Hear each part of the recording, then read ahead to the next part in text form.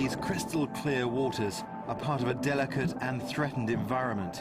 I love snorkeling on reefs like this, but the real reason for coming 8,000 miles from home is to look at a subject that I just couldn't ignore in a series about survival. In this program I've come to the tropics, to where the South China Sea meets the Pacific Ocean, to look at the classic survival scenario of staying alive on a desert island. These are just some of the 7,000 islands that make up the Philippines, and they make this corner of the world the perfect place for a would-be castaway. The island I'm heading for is the most remote and inaccessible location in this series. I've flown south from Manila for 2 hours to the island of Palawan, travelled 7 hours by road, and I'm going to be on this boat for 3 hours, which means I'm going to arrive well after dark.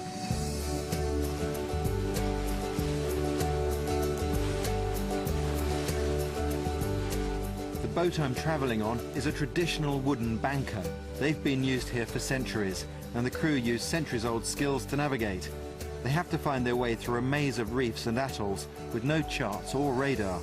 But they know these waters like the back of their hand, and they can even find their way in the dark.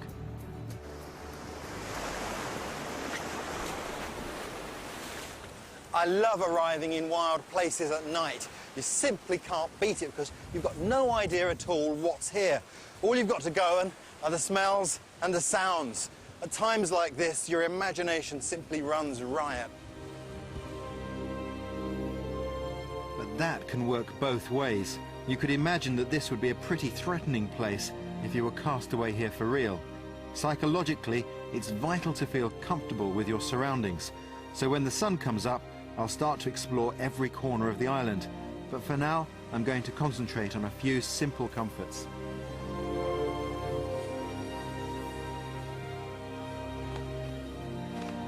A hammock is my favourite way to sleep in the tropics. But there's one really important tip when you're on an island, and that is don't tie it up to a coconut tree, because the last thing you want in the night is to be brained by one falling on your head. It's been 3 years since I was last on an island like this, and I can't wait to use some of the skills I learned then.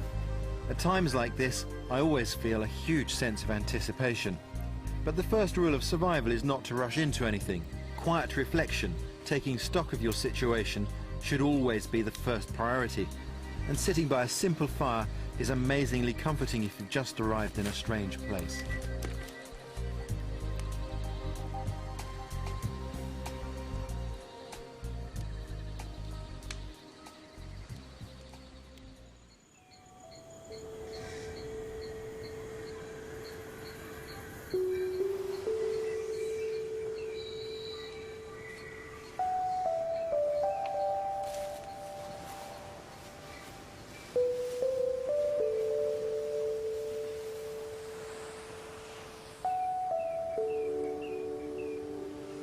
Well, this is what I couldn't see when I got here last night.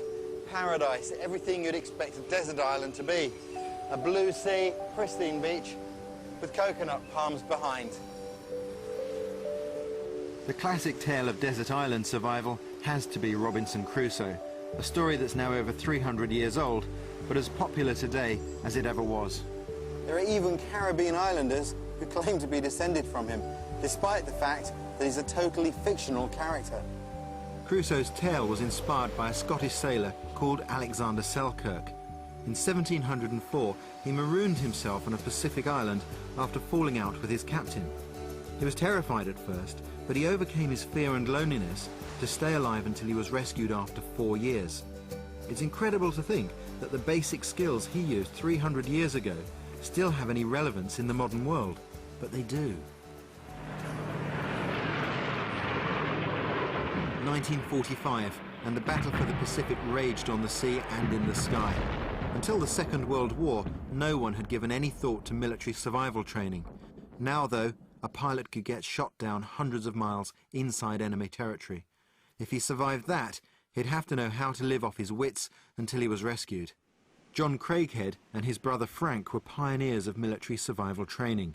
They taught airmen how to live off the land while avoiding capture. We taught them how to travel in various types of terrain, how to build shelters. We taught them plant foods that they could find and use, and how to make fish hooks and whatnot so they could catch fish. And then we taught them how to build a fire and how to climb coconut trees, although you have to be in pretty good shape to do that. But the training was carried out in the United States, so downed airmen would have no experience in tropical survival before they needed it for real. So survival was a pretty hit-and-miss affair, basically coming down to how well an individual serviceman could adapt the training he'd received in the United States to this particular environment. As I'll show you, there are specific skills you need to know, otherwise your chances are slim. So after the war, the American military decided to improve the odds. They sent the Craigheads to the Pacific to gather as much information as they could from local people. We made trips into the jungle and kept notes of the kind of plants we found and what we lived on, and got a feel for how difficult it would be. They compiled their findings into a survival guide, which has been used by the US military ever since. They found that preparation was the key to survival. The tools they had with them were almost as important as the resources they found. Even now, people often wonder, what luxury would they take with them to a desert island? For me, the answer is solidly practical. My personal luxury is going to be this, a parang or machete, because a tool like this simply makes life possible here. Many of the US airmen who found themselves on islands like this didn't even have a knife with them. And in some cases, they died because they couldn't open a coconut to get at the food and liquid to be found inside it.